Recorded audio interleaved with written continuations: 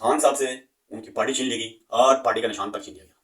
خان صاحب سے ان کے وفادار ساتھی تک چھین لیا گیا.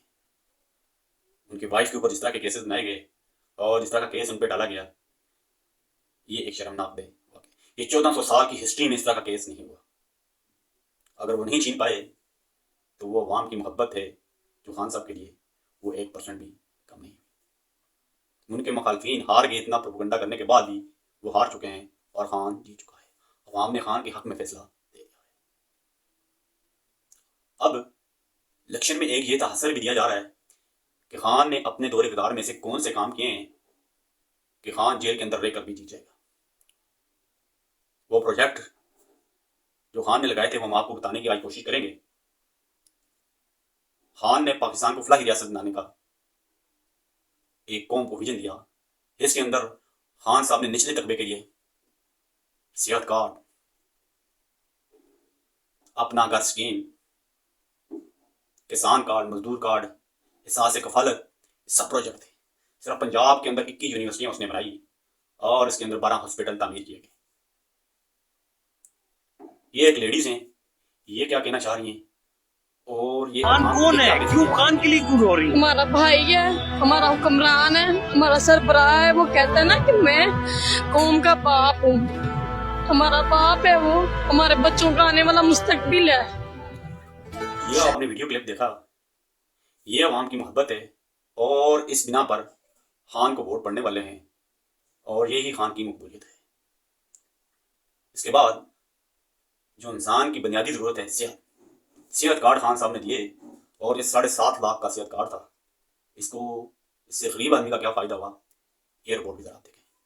لو جی، پاکستانی ایک بہت بڑے شہری ہمارے پاس موجود ہیں، ان سے جانتے ہیں کی ہویا جی. میرا بائی پاس آپریشن ہوئے صحت کارڈ دوتے اور میں جنہ ساڑھے 3 مہینے رہا ہوتے میں، میرا پاس پہ گئی سی 3.5 مہینے رہا ہوتے میں، 3.5 مہینے. یہ شخص کیا کہہ رہا ہے اور کیا کہنے کی کوشش کر رہا ہے؟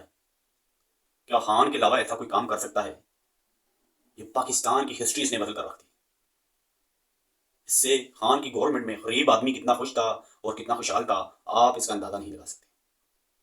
اپنا گھر اسکیم تھی جو 50 لاکھ گھر خان بنانے جا رہا تھا، اس کی بھی رپورٹ آپ کے سامنے رکھتا ہوں. کھڑا ہوں وہ کوئٹہ ڈسٹرکٹ اچلاک سے سملی سے ملحقہ علاقہ ہے، جہاں خان صاحب نے 50 لاکھ گھر جو اپنی قوم کے ساتھ ایک بہت بڑا وعدہ کیا تھا، وہ وعدے کی تکمیل اور اس کی کنسٹرکشن تقریباً 75% تک یہ مکمل ہو گئی ہے. اور انشاءاللہ ایک سال میں اور آپ کے سامنے رکھنے کا ایک یہ سارا خان صاحب کا جو ووٹرز ہے، سپورٹرز ہے، وہ اسی بنا پر ہے.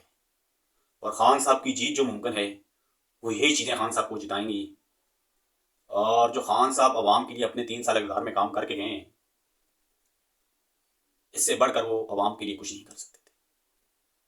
جو انسان کی سب سے بنیادی ضرورت کی چیزیں ہوتی ہیں وہ خان صاحب نے فلاحی ریاست کے اندر جو اعلان کیا تھا وہ عوام کو دیا. اب عوام نے بھی 8 فروری کو فیصلہ کرنا ہے کہ اس فلاحی ریاست کو بنانے والے کو لانا ہے. خان صاحب ایک سٹار تھا پاکستان کا. بھیک مانگنا سب سے مشکل کام ہے اور وہ بھی کسی کے لیے. اس نے پاکستان کی عوام کے لیے بھیک مانگی. اس نے 3 شوکت خانم ہاسپٹل بنائے. اگر یہ شخص کرپٹ ہوتا تو یہ 3 شوکت خانم ہاسپٹل نہیں بنا سکتا تھا. اس نے گھر گھر جا کر بھیک مانگی اس پاکستان کی عوام کے لیے اور غریب عوام کے لیے، تاکہ پاکستان کی جو غریب عوام ہے اس کا مفت علاج کیا جا سکے.